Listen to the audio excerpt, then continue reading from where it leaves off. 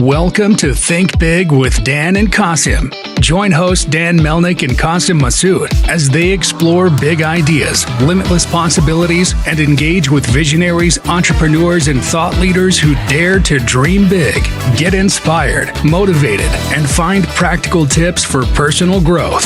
Think big, dream bigger, and ignite your potential. All right, welcome to Think Big with Dan and Qasim. So if you want to go ahead and introduce yourself, tell us where you live and what you do for a living. My name is Nick Wigston. I'm the owner of Zin Cycles and run a specialty bike shop in Louisville, Colorado, building custom bikes and all handmade, kind of bespoke mountain bikes, road bikes, gravel bikes, and e-bikes. Awesome. So Nick, I'm just going to change your name on here. That way, when we record it, let me just, it's going to be edited, but let me just read. How do you spell it? Nick? Yeah. All right. So if you want to just, tell me how you got the idea to start this business. Well, I started working for Zin Cycles in 2006, right after I graduated from college. I got a job. I was looking for a place to have a more of a design internship, learning to design sports equipment, outdoor sports equipment. And Leonard Zinn, the owner, the founder of Zin Cycles, we had met whitewater kayaking, and so I reached out to him to get an internship, and then he actually just needed somebody to manage the business. So I actually stepped in, and he hired me to manage the business. And so he basically had me come on to try to grow Zin Cycles and build his brand. And so over the years we kind of worked together to grow it, and in that time we built a partnership with Lenz Sport to do full suspension bikes, as well as starting a second brand called Clydesdale Bikes, which is non-custom titanium bikes for big and tall riders, because big and tall is sort of a underserved area of the bike market, so that nobody makes anything for them. So we kind of specialize a little bit for some people who don't have very many options out there. So basically you teamed up with someone in the early days to kind of help them start this business. And then now you've kind of pivoted and started like your own business. Can you just explain kind of more of what this partnership is and what exactly it looks like? Yeah. So about a year ago, I bought the business. I bought Zin Cycles from Leonard Zinn. And then we moved from it being just a home business at his house to having an actual retail store, where we have a bike fit studio and a storefront, and then a sort of a shop area for doing all the assemblies of the bikes. So we have another shop in another area just a little ways from here, where we do all the welding, the frame building. But then once the frames are done, we bring them to our retail shop, and then we assemble them and ship them for each customer, or they pick it up. It depends on where they are. That's really cool. So in terms of having a retail location, can you just talk about how much of a game changer that was to actually have a physical location as opposed to just like, some garage somewhere? Yeah. No, it in the early days, the garage was fine when the volume was lower, but when we added on the Clydesdale brand, the volume, it basically meant we had a more affordable bike option for the tall guys that didn't have to go custom. So we sold a lot more bikes total, and so the volume went way up, and we really quickly outgrew Leonard's garage, and so we moved it into a shop. And yeah, it's been fantastic, because before I would work from home and kind of talk to customers and do sales and marketing and manage the website. But now I work at the shop, so it's easier for me to manage the team. We have a lot more of a we have a lot more teamwork now because we're all together and we're constantly working together and solving problems, and then having a place for people to come in for a bike fit that's a nice, storefront is really good. And then yeah, the random people stop in, and we do sell some components and clothing and accessories, so randomly people stop in to get that, but they also stop in to look at the bikes that we have. And we've sold quite a bit of bikes from people who have just come in, whereas before it was really only people that had found us online. And so yeah, it's been huge. It's just the whole business has transformed. It's been really good. Well, I think also, I mean, you're in a perfect place. I mean, Colorado is just like you have so many people biking in that state, and I think it's like one of the most fittest states in America. You have so many active people. So I feel like it's just like you're in the perfect place to be selling bikes for sure. Yeah, this area is a very big cycling area, and there's a lot of high end cycling customers around here as well. So when they drive by and see us, it's, yeah, our stuff is pricey, but it's worth it. It's the quality is of the highest level. And so people around here are into that. They want that. No, for sure. I always say like you kind of get what you pay for. If you're paying more for a better quality bike, it lasts more, rides better. I mean, there's so much value that you can provide if it's a higher quality product. So in terms of shipping bikes, can you talk more about what that looks like? I'm sure it's not cheap to ship a bike across the country. So what does that look like for your business? Yeah, and it's true. It has gotten a lot more expensive over the past few years as well. But we the majority of the bikes we sell get shipped. And I'd say maybe 25% are local pickups, and then the rest are shipped. And so we have custom boxes made for us, that are big enough to fit some of these larger bikes for the taller people, and then they work for smaller bikes too. You just have more packing material inside them. But we really did have to get our own custom boxes made, and we got them big enough so that we tried to make it so that when the customer gets the bike, they have a lot less assembly to do than if you try to get a bigger bike into a smaller box. Just takes more disassembly. So these ones, the new boxes, all we have to do is remove the front wheel. We disconnect the handlebar from the stem and pull the seat post out of the frame, and that's really it. So we send it with a little instruction manual on how to take care of those, like 3 steps basically, and then they're kind of on the road. And some people are uncomfortable with it and they'll have a bike shop do it for them, but it takes about 20 to 30 minutes to pull it out of the box and have it ready to ride. So what would you say is the biggest challenge you're currently facing when it comes to the business? I would say managing all of the assemblies and the components that each bike is getting. So the process is kind of like each bike is quoted with a list of components, and then there's always substitutions and changes based on the person's fit or preferences, and then we can then import those into a system that allows us to create purchase orders. But we have to, we can't just order all the parts from one place. Like we have, each bike, we're ordering parts from multiple distributors and vendors. And so keeping track of that and timing the ordering of parts so that you're getting the parts right at the right time when the frame is ready, so that you're kind of balancing when you're paying for parts and when you're getting paid for the bikes. It's a lot of work. And so that is one of the biggest challenges, is kind of just managing all of the components in the inventory. Is that just because there's such a high level of customization when it comes to bikes? You mentioned obviously that you're serving a big and tall market. So obviously for that, I'm sure there's probably even more customization involved. Is that part of the reason why there's some of these challenges of getting like different parts depending on who's ordering it, right?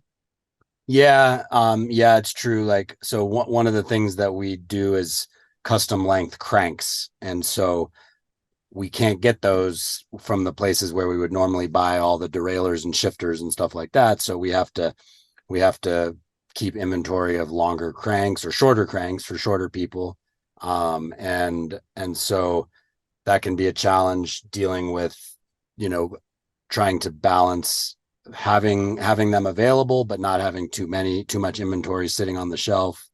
And then yes, each bike gets customized for fit. So, and preferences, like there's a lot of component options on bikes. And so each customer kind of gets to choose some of the things that go on their bike. And so, we're kind of ordering parts for each bike other than, a handful of items that we keep in stock all the time. Makes But we sense. try to keep as little bit in stock as possible so that we just order for each bike. But then sometimes, you get to the time when you're ordering it and then the part you wanted isn't available. And so then you have to try to figure out a substitution. So it's a constant strategizing of components in here. So who's the one that's searching for substitutions? Is that you or is that someone else, or like who's finding it on your team? Um, I was doing it until a couple of months ago. And now one of my mechanics has stepped in to help take on a lot of the parts ordering. So he's still kind of learning the ropes. So I still work with him a lot on that. But we're able to, that's been a big time saver for me, is having him do a lot of the parts ordering. We have a really good system for it. A good software system that allows us to, create purchase orders for each bike, so that when boxes of stuff comes in, as we check them into the inventory, it tells us who it's for. And so we can then go put it in their bin, allocate it for each person, and try to stay organized. But it's still it's a lot. There's a lot of parts. So speaking of software, what would you say is the role of technology when it comes to your business? Yeah, that's a big role actually. In many areas, we have an e-commerce site that has to integrate with our inventory system. So we have a software point of sale system called Lightspeed that then integrates directly with the e-commerce site, so that if people order something online, it's going to, communicate with the inventory that's available. And then, when we have people buy things in person or over the phone, it's all through the same database. So we don't have to double entry and things of that nature. And so it does a really good job of keeping track of inventory. That's kind of what it's designed to do. So it does a really good job with that. And then we have another software that is designed to create quotes, so that way when I create a quote for a person, it's kind of it's an interactive quote. So it can have links and images and multiple choice options. So like if they're, if I'm sending them a quote and there's a choice for 2 different tires, I can put it in as a multiple choice so they can select that. And then there's also the ability to have optional items so that they can add on accessories. And that really helps from a sales standpoint to kind of build sales, so that it makes it really easy to add add-ons that they can add on and get more out of the sale. But it also makes it, good for the customer, so that they can kind of one-stop shop all the things that they're going to need for their bike, as opposed to just getting the bike and then having to go to a bike shop and get a bunch of other things. So it's sort of like an interactive platform. They kind of pick and choose what they need for the bike before they check out, right? Yeah, and in each one, I can kind of customize it. I can provide all these options, or I can simplify it to have fewer options. So it's, that way, it can be very, it just makes a nice looking quote for them to view, and all the parts are sorted into groups. A bike has a lot of components on it, so it's nice to have things like the handlebar and the stem and the seat post, all the parts that are what we call the cockpit are grouped together, and then the derailleurs get grouped together, and then wheel parts get grouped together. And that way they don't just have to sift through this giant list of parts that they aren't familiar with. It helps to kind of, make it more readable for them, which has really helped me because I don't have to explain as much. But in terms of like, so that you mentioned, yeah, like you mentioned that like for each, that it's different, that you might send different options. So are the options dependent on like which bike it is, or like who the person, like how do you know like which different options to send? And like what does that process like even start? Like how does that process even start? Is it like somebody sends like an email, or they call you, then you send it over to them? Like how does that process start when somebody does land like on your website, or if they find your Yeah. you find your business? Yeah. Yeah, good question. So it's definitely different for each person, and then also like the type of bike that they're getting. So for example, the Zin custom bikes are just straight up like custom from the ground up. So some customers will come with a list of stuff that they want. Others will just want our recommendations because they're not as familiar with the components. Um, and so, so, and then you have various types of custom bikes, from road bikes to gravel bikes to touring bikes to mountain bikes. So each of those is going to have different components on it. And that's just where like the years of experience, and then also just kind of keeping up to date on what's available now in the industry, which is always changing. And so they, right when you learn what's available, then the big manufacturers come out with new stuff. So you got to learn that. And so the custom bikes are all very different. And then the Clydesdale bikes are a little bit more like a set package. So I am able to do those a little bit quicker. I can copy a template and then make a few changes based on the customer's fit. And then I can send them their quote, and it's a little bit quicker because I don't have as many things to change on the semi custom bikes. Did you lose me there? Yeah, sorry, I was like, was my internet? Yeah, yeah, yeah. So in terms of like, in this whole scenario, are you using artificial intelligence? No, not really. But do you think that there is a use case for AI when it comes to your business, finding out the ways, to use AI for their business? Like, what does that look like? Oh man, yeah. Yeah, I don't we're just not quite there yet, but I would bet that there in the future that could be something that would be helpful. For me to be able to maybe just plug in some info about a person and have it kind of, fill up a quote, and then I could go in and make a few changes or something. But yeah, we're not quite there yet. No, it's always interesting. So, what would you say? Obviously, now we're about to start Q4. So what is your top priority going into Q4 for the business? Well, I would say a top priority would be just, communicating really effectively with new leads so that I don't leave anything on the table.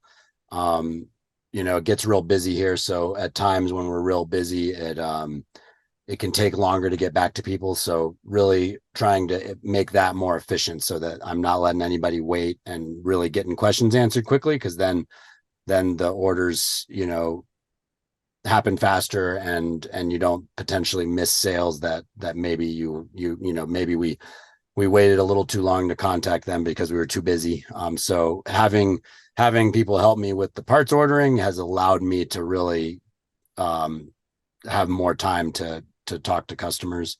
And then more demo events where people can try bikes.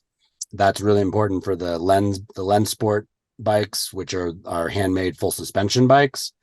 Just getting them out there. We're going to Moab, Utah this weekend for a big demo event. And then after that, it's like trying to maybe have a sale to get rid of inventory that's been sitting too long and needing to get out of here before the end of the year. Try to get rid of some components. So, what do those demo events look like? I mean, do you just bring the bikes with you to Moab and like people are trying them out? Like, what does that look like for you?